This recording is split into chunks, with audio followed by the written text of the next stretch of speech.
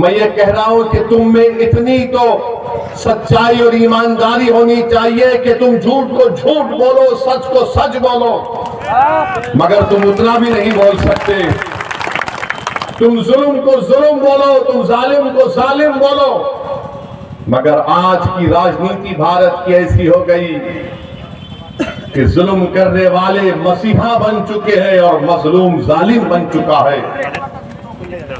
जिसकी मस्जिद को बर्बाद कर दिया गया वो बजाय मजलूम के आज जालिम बनाकर पेश किया जा रहा है। मैंने पार्लियामेंट में उठकर कहा कि हम भारत के शहरी हैं। हमारे बुजुर्गों ने अंग्रेजों से लड़कर इस मुल्क को आजाद करवाया। हमसे पूछो, तुम गांधी की बात करो, मौलाना आजाद की बात करो, तुम पूछो हमसे जौहर बरादरान की कुर्बानियों को, तुम पूछो हमसे अल्लामा फजल हक खैराबादी की उस काला पानी की तकालीफ के बारे में पूछो, तुम पूछो हमसे हुसैन अहमद मदनी की माल्टा की जेल में कितनी तकालीफ उठाना पड़ा। मगर आज इख्तिदार की कुर्सियों पर बैठने वाले और जो तुम्हारा वोट लेकर जीत कर जाते हैं वो खामोश बैठ जाते हैं जब हमसे कहा जाता है कि तुम बोलो, क्या तुम औरंगजेब के बारे में बोलो, तुम जिना के बारे में बोलो। मैंने पार्लियामेंट में कहा कि मैं औरंगजेब और मोहम्मद अली जिना का तर्जुमान नहीं हूं, मैं भारत के संविधान की बात करता हूं और उसके दरमियान में आवाज बनेगा, मजलूमों के लिए एक ढाल बनेगा अख्तरुल ईमान।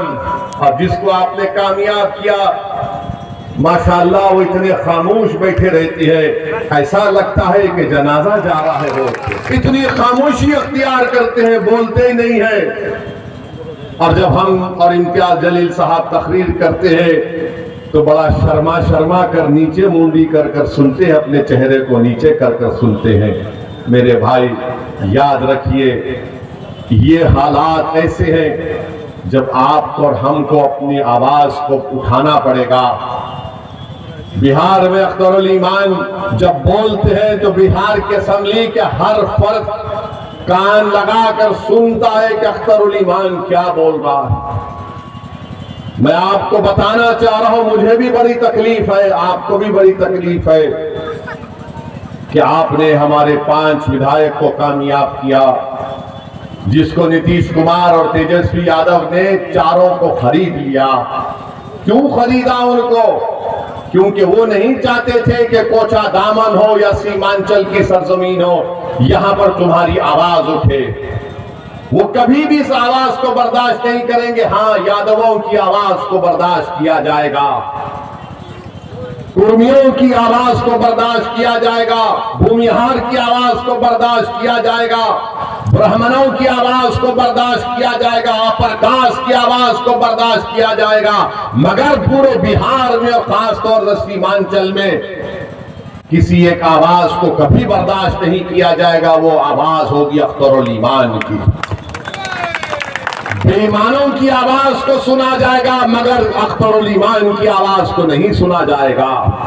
जो अपना जमीर बेचने के लिए तैयार हो जाएंगे उनको अपना रखीब बनाया जाएगा, मगर जो कहेगा कि मैं अपने गिरेबान के तार बेचने के लिए तैयार नहीं हूं, मैं सीमांचल के गरीब और मजलूमों के इंसाफ की लड़ाई लड़ता रहूंगा, तो उस आवाज को बर्दाश्त नहीं किया जाएगा।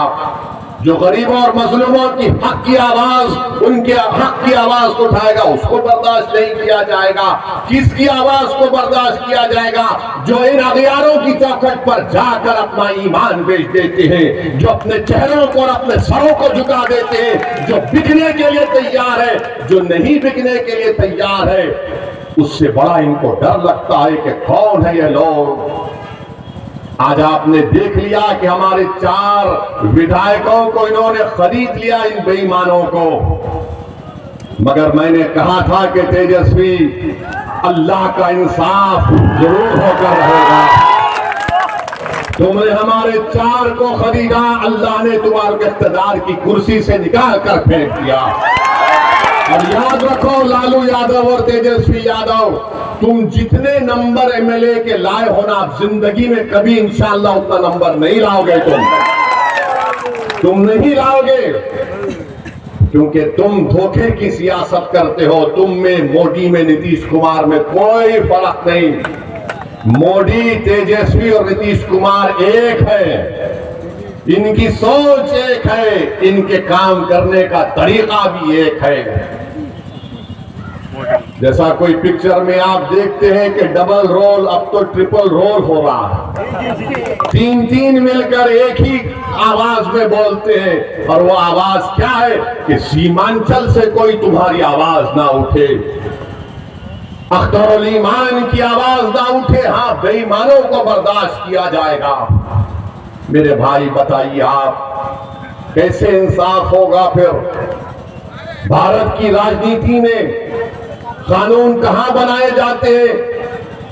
कानून बनाए जाते हैं विधानसभा में या फिर भारत की सबसे बड़ी पंचायत लोकसभा में। अगर वहां पर तुम्हारी आवाज नहीं होगी तो कौन होगा?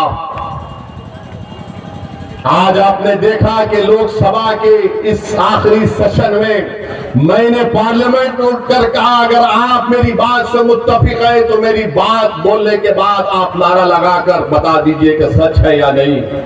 मैंने कहा था कि भारत में आज जो मुसलमान है वो अपने आप को इस तरह में महसूस करता है जिस जमाने में हिटलर की हुकूमत थी, उस जमाने में यहूदी अपने आप को गैर महफूज समझते हैं। बताओ, क्या मैंने झूठ कहा या सच कहा? बताओ मेरे भाई, यही तो चीज है। हुकूमत के सामने सच्चाई को बयान करना, उनको बताना कि ये हम सोच है, ये तकलीफ हमको हो रही। मेरे अजीज दोस्तों और बुजुर्गों, मैं आपसे अपील कर रहा हूं कि चाहे सीमांचल हो या भारत हो, अपनी मस्जिदों को आबाद रखो। याद रखो, अपनी मस्जिदों को आबाद रखो। अपनी मस्जिदों को हमको हुक्म दिया गया, अल्लाह ने हमसे कहा गया कि अल्लाह के घर को वही लोग आबाद रखते हैं जो ईमान वाले हैं, जो किसी से नहीं डरते सिवाय अल्लाह के, और जो आखिरत पर भरोसा करते हैं।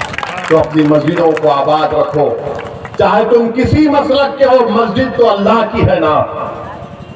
अपने मस्जिदों को आबाद रखो। 600 साल की मस्जिद महरौली की, उसको शहीद कर दिया गया बगैर कोई नोटिस दिए। कोई नहीं बोला।